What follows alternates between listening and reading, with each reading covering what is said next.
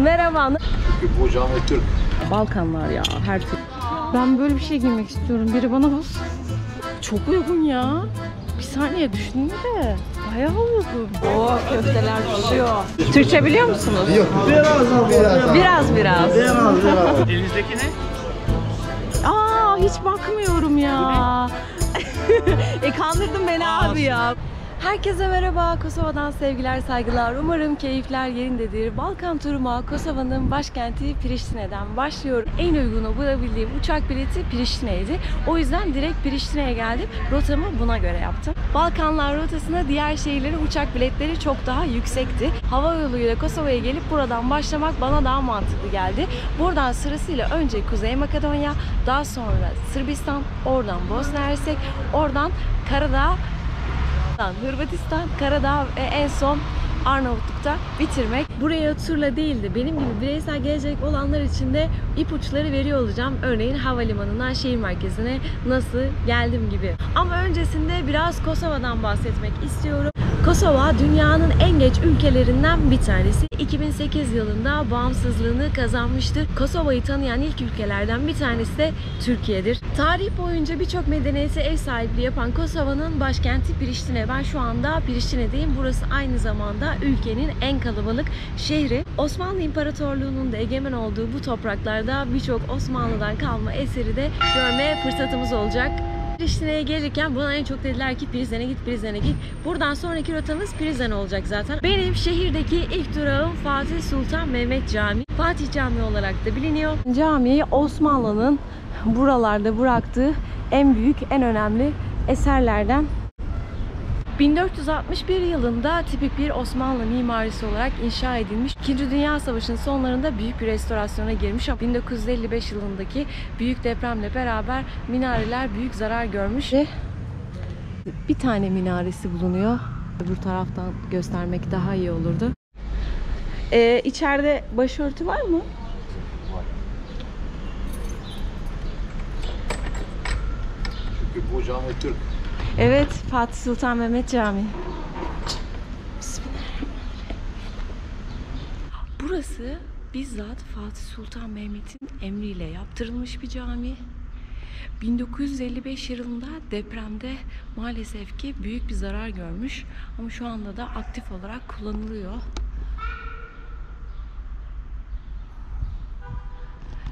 Yine tam bir Osmanlı mimarisi. Şurada ikinci katı görüyorsunuz. Yukarıda var. Yukarıya çıkabilir miyim? Oo, ne kadar dar.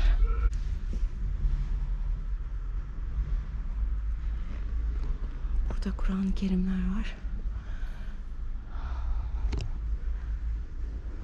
Şu şekilde de buradan yukarıdan daha net görmüş oluruz. Eğer uygun kıyafetiniz yoksa kadınlar için yine burada böyle namaz kılabilmeleri için kıyafetler var. Ben de eşarbımı o sayede aldım. Teşekkür ederim. Siz burada mı çalışıyorsunuz? Evet, ben imam burada. İmamsınız. Çok memnun oldum. Çok teşekkürler. Hoş bulduk. İsminiz neydi? Sami. Çok memnun oldum. 1990 yılında da burası istisnai önemli kültürel yapılar listesine alınmış. Hemen caminin yanında şurada bir saat kulesi görüyorsunuz. Bu saat kulesi 1840'lı yıllarda Mehmet Yaşar Paşa tarafından yaptırılmış. Halka namaz saatlerini hatırlatmak amacıyla yaptırıldığını okumuştum. 26 metre yüksekliğindeymiş, altıgen şeklinde tasarlanmış. Üsküp valisiydi galiba buraya yaptıran. Umarım yanlış hatırlamıyorumdur. Buradan ilerlediğimizde de sıra sıra iki tane daha cami karşımıza çıkacak. Birincisi Yaşar Paşa Camii, ikincisi de 1. Murat Camii. Şu anda saat erken aslında 11 gibi ama hava çok sıcak. O yüzden yazın buraya gelirken mutlaka şapkanızı unutmayın, güneş kreminizi unutmayın derim. Kosova'ya gelmek için de en ideal zaman Mayıs ve Eylül ayları arası. Ilıman karasal iklim hakim Kosova'da. Ama tabii ki uzun bir dönem soğuk ve yağışlı oluyor. O yüzden yazın gelmek buraya en mantıklısı. Dilim damağıma yapıştı. Kosova'nın resmi dilleri Arnavutça. Kamera, hello, hello. Merhaba. Merhaba. Merhaba, nasılsın? Merhaba. İyiyim, sen? Görüşürüz. Ama İngilizce bilen de var. Tabii Türkçe konuşarak da çok rahat gezebileceğimiz ülkelerden bir tanesi yani. Balkanların da bizim için en avantajlı yanı vize gerekmiyor olması. Kosova için de Türkiye vatandaşları 6 ayda 90 güne kadar vizeden muaf. Öbür tarafta mı kaldı cami? Camiler birbirine çok yakındı çünkü. Benim de en büyük problemim kamerayı açtığım anda her şeyi unutmam. Yani tam tersi öyle istikamete doğru yürüyormuşum ya. Yakın Allah'tan hepsi birbirine. Şimdi de hemen karşımızda Yaşarpaşa Camii bulunuyor. Sanırım TİKA tarafından restore edilmiş. Fatih Sultan Mehmet Camii'nin de çevre düzenlemesi yaptırılmış en sonunda. En son olarak hemen şuraya yazılmış zaten TİKA diye. Öncesi ve sonrası halleri fotoğraflandırılmış. 1834 tarihinde inşa ettirilmiş. Burası da yıkılma tehlikesi nedeniyle bir süre ibadete kapatılmış. 2014-2015 yılları arasında yapılan restorasyon sonrası 2016 yılında tekrar ibadete açılmış.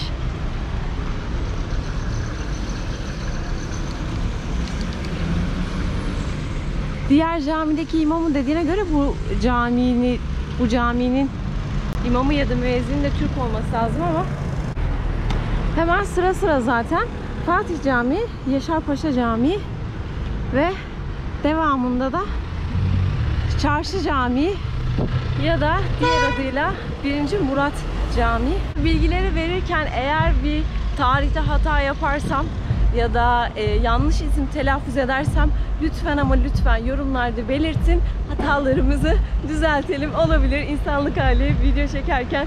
Çünkü genellikle bazen unutuyorum diyorum ve yanlış yere falan gidiyorum diye. Yıldırım Beyazıt tarafından babası 1. Murat için yaptırılan cami. Sultan 1. Murat ya da Murat Hüdavendigar sırasında şehit düşüyor 1. Murat ama şu an burada çok müzik çalıyor. Başka bir yerde anlatırım artık. Sultan 1. Murat'ın türbesi de şehrin biraz dışında bulunuyor. Sultan 1. Murat savaş esnasında şehit olan ilk ve tek Osmanlı padişahı. Hançerlenerek şehit edilen Sultan 1. Murat'ın iç organlarının defnedildiği türbede birçok kez onarılmış. Burası da Priştine'nin en ünlü meydanlarından bir tanesi. İskenderbek heykelinin olduğu meydan. Yeni bir etkinlik, bir gösteri olacak galiba. İskenderbek Meydanı'nın ilerisinde Azize Teresa Bulvarı bulunuyor. Onun arkasından da Bill Clinton Bulvarı. Hey, merhaba. Ben dün akşam geldim buraya. Konakladığım yerde çok yakın. Hemen şurada ileride bir yerde. Eğer zaten konaklama tavsiyesi istiyorsanız şimdi birazdan gideceğimiz Bill Clinton heykelin olduğu bulvar ya da Azize Teresa Bulvarı'nın etrafında bir yerlerde kalırsanız birçok yer buraya yakın. Akşamleyin burada iğne atsan yere düşmüyordu ya. Aşırı kalabalıktı. Bu bulvarın özelliği de tabii ki yanda bir sürü restoranlar bulunuyor. Hava çok sıcak olduğu için tabii ki insanlar çok fazla çıkmıyorlar. Yine de bir hareketlilik var tabii. Ben daha boş bekliyordum yani. Şesi meydan demek. O yüzden birçok yerde bu Şesi tabelasını görebilirsiniz. Arkamızda bulunan yerde Şesi İskenderbek. Yani İskenderbek Meydanı. Priştine Havalimanı da çok küçük. Hemen böyle havalimanından çıktıktan sonra sol tarafta sarı otobüsler var. 2 saatte bir kalkıyor otobüs şehir merkezi için. Duraklarını da yazmışlar. Oradan yani kalacağınız yere hangi durak yakınsa orada inmeniz daha mantıklı ama yine de dediğim gibi her yer birbirine yakın. Çok da amanın yani farklı bir durakta inmezsin. 3 euro direkt otobüsün içerisine nakit bir şekilde ödeyebiliyorsunuz. Burada kullanılan para birimi euro. Herhangi bir para değişikliğine gerek duymuyorsunuz. Direkt euro ile gelirseniz çok daha rahat edersiniz. Serin bir yer bulmam lazım artık. Şimdi burada bir börekçi görmüştüm. Oraya geldim. Burada Fili adında bir tane meşhur börekleri var. Bulursam ondan yiyeceğim. Good morning. Do you have Fili? Fili? No, we only have No. börek. Börek? Can I have one? Which one? A Spanish one. Spanish. Do you want any yogurt? Yogurt, yes. Okay. Ayran da varmış burada. Thank you. Here you go. Şimdi hemen böreğin tadına bakacağım. Zaten Balkanlar ya, her türlü iyidir. Benim sabah alerjim çok azdı. O yüzden bugün gün içerisinde burnumu çok çekebilirim. Kusura bakma. Hostelde kalacak arkadaşlara öneri bir. Eğer alerjiniz varsa alerji ilacınızı mutlaka yanınızda bulundurun. Benim zaten alerji ilaçlarım hep yanımda ama uyuttuğu için biraz daha böyle dinç olmak için şu an tüketmedim ama eğer olursa mecbur içeceğim. Güzel. Biraz daha içli olanlar yiyelim. Bulgaristan'daki bayağı böyle şeydi. Ayran. Tuzsuzdu. Bakalım nasıl. Bu da tuzsuz. Biraz daha yoğun. Bayağı hakikaten ayrandan daha çok yoğurda, niye yoğurt dediklerini şimdi daha iyi anladım. Ayrandan daha çok yoğurda benziyor böyle. Sanki çırpmışsın gibi. Burada ıspanak peynir var. Güzel. Fiyatını da öğreneceğiz artık. Sormadım. Kolay gelsin. Borcum ne kadardı? 1.30. 1.30. Türkçe konuşuyor musunuz ya? Ben direkt İngilizce girdim ama. Olsun. Buranın Türklerinden misiniz? Değil. Aa, Türkçe biliyorsunuz. Evet. Ankara'da olsun. Geziyorsun. Aynen. Güzel. Daha Balkanlara ilk kez geldim. Kolay gelsin. Müsaadenizle şapkamı taktım çünkü çok sıcak. Havalimanından şehir merkezine taksiyle gelmek istiyorsanız da başka diğer şehirleri geçmek istiyorsanız da çıkışta hemen yine beyaz taksiler var. Burada tabelada ücretlerini de yazmışlar. Aklınızda bulunsun diye ortalama fiyatları vereyim. Şu anda benim konakladığım hostelde odada 4 kişi konaklıyoruz ve gecelik 7 euro. Güneş çarpınca hemen böyle bir kafeye attım kendimi. Buzlu bir americano söyledim. Sesim falan gitti ya. Kosova, Priştine diğer Balkanlardaki yerlere göre çok daha uygun fiyatlı. Hemen oturduğum mekanın karşısında çok güzel böyle geleneksel kıyafetler falan satılıyor. Önce tabii kahvemin parasını ödeyeyim bakayım ne kadarmış. Hello, how much? 1 euro. Kahvede 1 euroymuş. Yani 30 TL. Çok uygun ya. Bir saniye düşünün de bayağı uygun. Yani normalde mesela küçücük kahveler falan 2 euro falan veriyorduk diğer yerlerden. Takı tokalar yanlık. Şema bütün parasını buralara vermek isteyebilir. Şu elbiselere özellikle bayıldım. Uzaktan kesiyordum sürekli. Hello, merhaba. El işi herhalde bunlar hep. Şu turuncu olan ne kadarmış acaba? How much this one? 50. 5?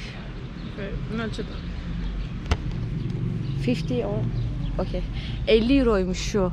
Handmade, right? yes, handmade is old made. Old made. Oo. Bayağı eskiymiş. Çok güzel. With black. Yeah, I saw it. Ah. Şu turuncu olana bayıldım ama 50 euro. It's really nice. Thanks. Allah'ım çocuklar için de böyle kıyafetler varmış. Ay, how much this? For girl or for boy? For boys. Boys, erkek kıyafetiymiş bu. 20 euro. Allah'ım. Klasik Arnavut kıyafeti herhalde. I have of cook. This one? Yes. Ah. This is for girl. Ah, this is for girl. On this is for boy. Bu kızlar içinmiş. Allah'ım, keşke yeğenime böyle bir şey olabilsem. Is it same price? 20? 20 euroymuş bu da. Allah'ım bayıldım kıyafetlere. Burada da devam var. Allah'ım, arabaya dikkat edelim. Oo. Çok güzeller ya. Burada da var yine bak, üst içerisinde böyle gömlek giyiliyor. Bu ne kadarmış acaba?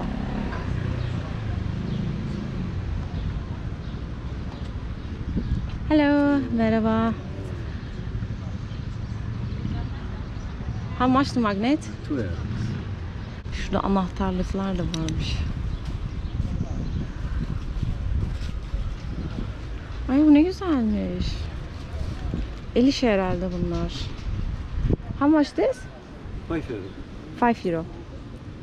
Bunlar da 5 euroymuş.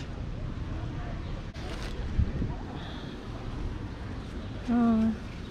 How much this? Ne kadar? 9 euro. Stot bu ya. 9 euro. 9 euro. Bu da 9 euroymuş. Only this is 7 euro. Okay, thank you.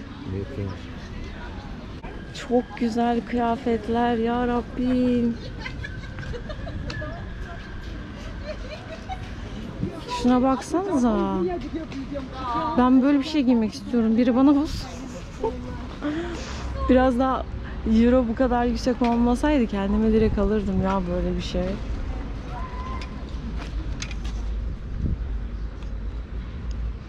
Bunlar çocuklar için hep herhalde. Kendimi bambaşka bir yerde hissettim şu an. I really like it. Bir düşüneyim. Euro, TL çarpamıyorum şu anda. Şehrin birçok noktasında Amerikan bayrağını da görebiliyorsunuz. Şu yolun sonunda da Avrupa Birliği bayrakları da bulunuyordu. Kosova bağımsızlığını uzun süren mücadeleler sonucunda kazanmış bir ülke. Kosova'nın bağımsızlığında büyük rol oynayan Amerika Birleşik Devletleri'nin eski başkanı Bill Clinton heykelinin olduğu bölgeye doğru ilerliyorum.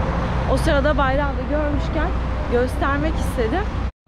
Şu anda yürüdüğümüz caddenin ismi de Bill Clinton Caddesi.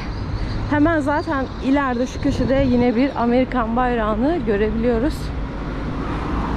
Kosova'nın ekonomisiyle ilgili söyleyecek olursak Avrupa'da en yüksek işsizliğin olduğu yerlerden bir tanesi burası.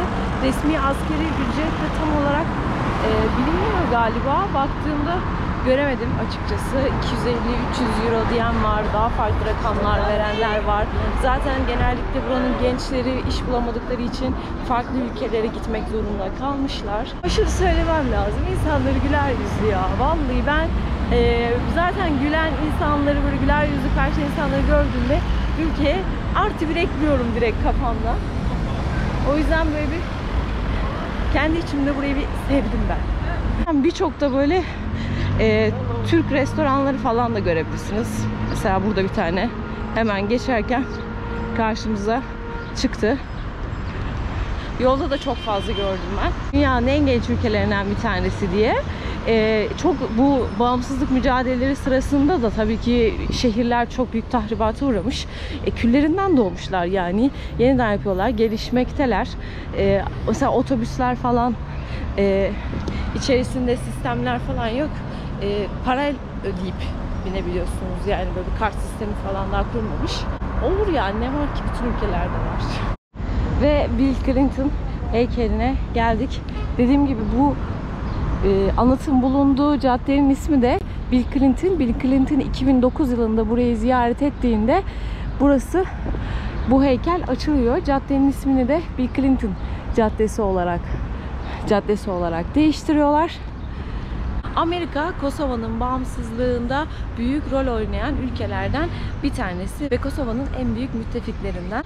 Kosova'ya gelmeden önce burada son günlerde yaşanan gerginlikler var. Haberlerde de sıklıkla karşınıza çıkmıştır. Kosova, Sırbistan'la alakalı. Mutlaka gitmeden önce o ülkeyle ilgili böyle bir son durum nedir, haberlere falan bakıyorum. Tabii ki geçmişine de bakmak lazım. Tarihte neler olmuş, neler yaşanmış.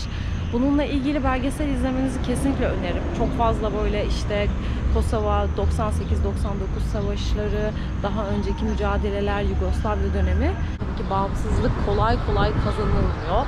Bu ülkede de hem çok da yakın zaman, yani 2008 yılında bağımsızlığını ilan etmiş, kazanmış bir ülke. Bağımsızlık mücadelesinde çok masum can hayatını kaybetmiş. Binlerce insan topraklarından, yurtlarından ayrılmak zorunda kalmış. Bir konular olduğunda ben tutulup kalıyorum, anlatamıyorum, konuşamıyorum. Çok üzülüyorum çünkü. Kosova'nın şu anki bayrağı da bir yarışma sonucunda belirleniyor. Bayrağın ilk hali daha başka ama ondan sonra yıldızları üst kısmı alıyorlar. 6 yıldızın anlamı bu ülkede yaşayan etnik kökenleri simge ediyor. Görür müyüz bilmiyorum ama ben şeyi görmüştüm, öyle Priştine'de bir binanın üzerine Amerika'daki özgürlük heykelinin küçük bir benzerini koymuşlardı. Tam nerede bilmiyorum. Onu da görebilir miyiz? Denk gelirsek mutlaka buraya bir yere eklerim. Burada Türkiye Ekonomi Bankası varmış. Ziraat Bankası olması lazım. Para çekmek için bir sıkıntı olmaz herhalde. Ben de muhtemelen çekmek zorunda kalacağım. Şehirde görülecek yerlerden bir tanesi de Azize Teresa Katedrali. Üst kata çıkıp 1 euro karşılığında manzara izleyebiliyor musunuz galiba? Çıkar mıyım bilmiyorum ben. Asansör falan yoksa hiç merdiven hayatta çıkamam şu an zaten. Geldik, gördük. Buradan bir yerden artık, zaten bulvarın ismi de şeydi. Şuradan bir yerden döneyim. Yanıyor. Priştine'ye geleceğimi söyledim, o yüzden bana hep şey dediler. Ya Priştine'de çok pek fazla görecek bir yer yok, hani direkt Prizren'e geç falan filan. Neden yani? Bence yine de güzel. Bak, börek yedik. Belki sarma yeriz. Burada yaprak sarması da varmış. Yani normalde köftesi falan meşhur Kosova'nın da. Onu Prizren'de yersem eğer burada bir yaprak sarması denemek istiyorum açıkçası. Çünkü benim için nedir? Yaprak sarması 1, dolma 2. Burada Tatlıses'in bir önemi var galiba. Yolda gelirken de görmüştüm bir tane Tatlıses diye. Tatlıses birçok yerde var. Sabah marketten su almıştım. 30 centti. Şimdi de bir böyle Red Bull gibi bir şey alayım ki enerji versin. Yoksa şu güneşte başka türlü durulmuyor. Şurada varmış 1 euro.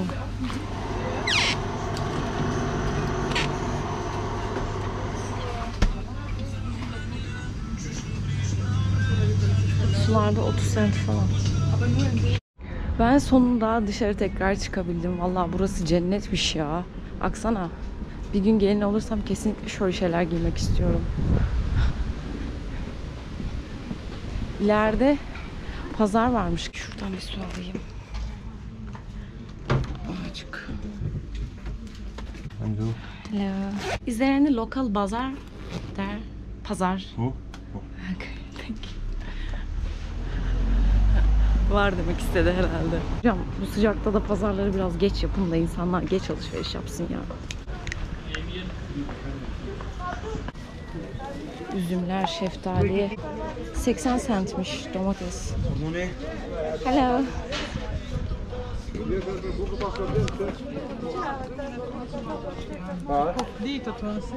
Sıcaktan herkes bayılmış ya.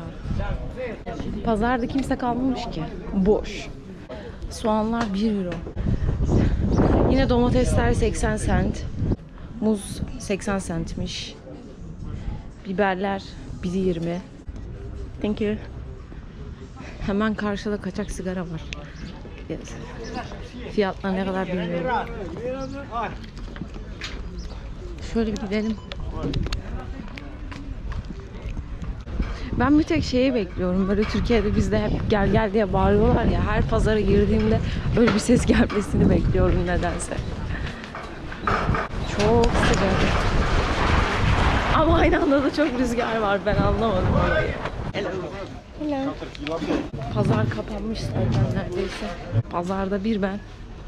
Bir de boş tezgahlar. Şurada bir tane Türk abiye denk geldim. Ondan tavsiye aldım. Dedi ki köfteyi burada ye dedi.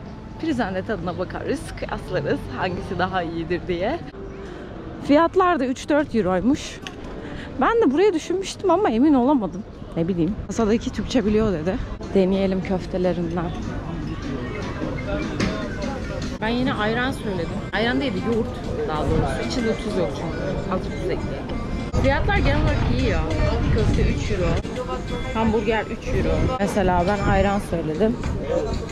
50 cent. Coca-Cola 1,5 euro. Salatalar varmış. Burada patatesli bir tane salata da meşhurmuş da. Onu başka bir yerde dediniz artık.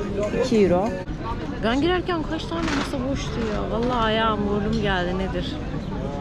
Bile sırada bekliyor. Kapıya da gelen gelene. Ve sonunda köftem geldi. Allah açlıktan ölüyordum ya. Güzel gözüküyor ama. Güzel. Ne benzettim ya. Vallahi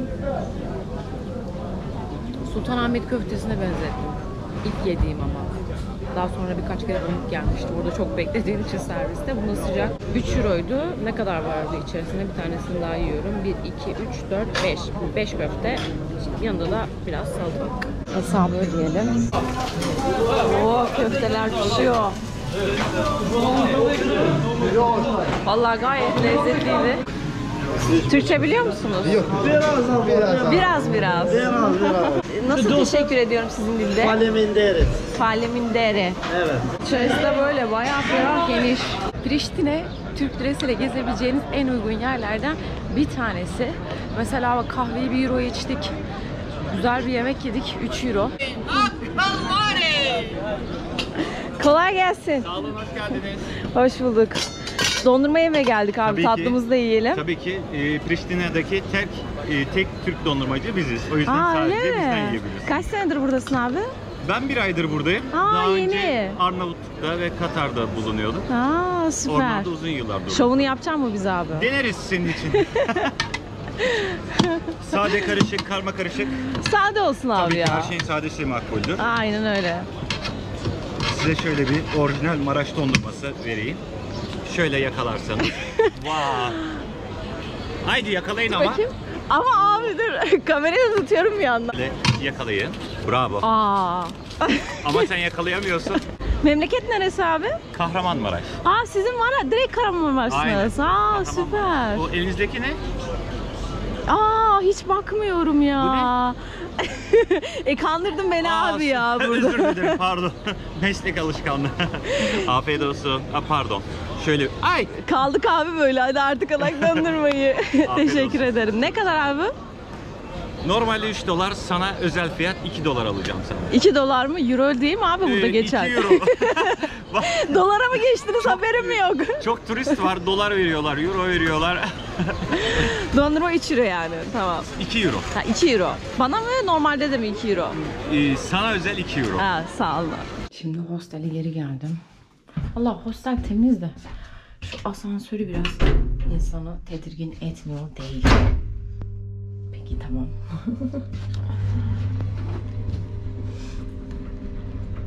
Üçüncü katta yerini ilk bir bulamadım. Ama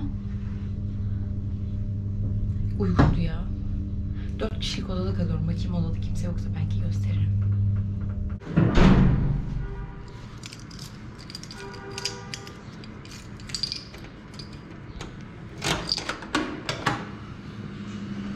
Günaydınlar efendim, günaydınlar. Şeyma uyuyakalmış. Yapacak bir şey yok artık. Buradan Prizren'e gideceğim. Onun için otobüs durağına yürüyorum. Yaklaşık bir yarım saatlik yürüme mesafem var. Biraz da erken çıksaydım çok daha iyi olurdu. Hostelden memnun kaldım bu arada. Temizdi. Yani bir hostelden ne beklediğinize göre değişir. Ama ben mesela bu kadar temiz beklemiyordum. Böyle küçük bir çantayla geziyorum. Biraz daha bu çantanın büyüğünü bulsam süper olur. Sipariş ettim de bu Türkiye'de kargo muhabbetleri ne oldu ya? Eskiden 1-2 günde gelen şeyler. Allah, hala bak, ben geldim. Ben gelmeden bayağı önce sipariş etmiştim. Ben geldim buraya, hala Türkiye'de bile ulaşmadı yani sipariş ettiğim çanta. Normalde otobüsle falan da gidilir de işte bu ihtimalle 30 cent 50 cent falandır herhalde. Sonunda yürüye yürüye ulaştım. Sesim gitti yahu. Neyse. İnternetten bakmıştım normalde. Liste yazmışlar. Ama online'da iptaller olabiliyor mesela, işte dolmayınca falan filan dediler. O yüzden ben de dedim buradan direkt alır giderim. Şimdi burada hep rentekar falan var ama bakalım. Şurada. Göstereyim, Priştine, İstanbul, Priştine. Ama şey dedi ya, bizim biletler otobüsün içindeymiş. Ama hangi otobüs olduğunu sormadı valla. Bir soruyu soruyorsam öbürünü sormuyorum. Kahvaltım böyle bir kruvasan. Yanına bu 60 centti. Bu 20 cent. Bu da 30 cent. Bak dur, ne aldım? Nerede o? Eti.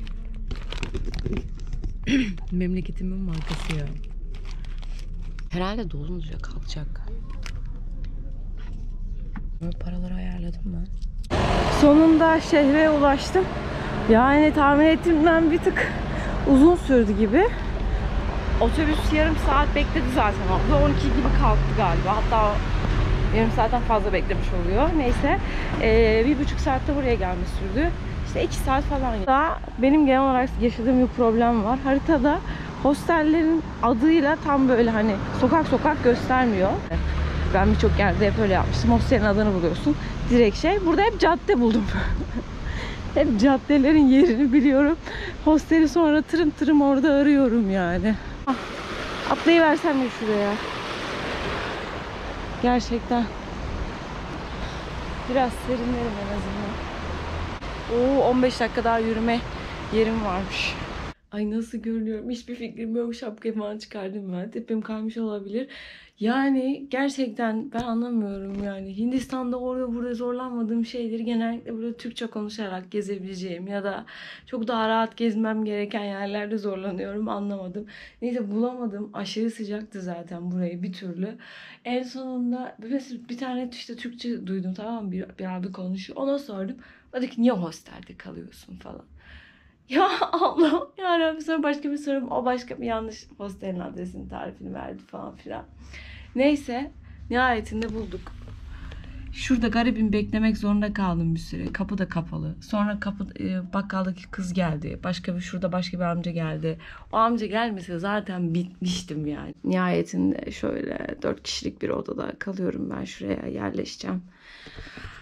Artık bu videoyu da burada kapatıyorum. Ha, buranın da 8,5 euro herhalde geceliği. Umarım keyifle izlemişsinizdir. Kanala abone olmayı, videoyu beğenmeyi unutmayın.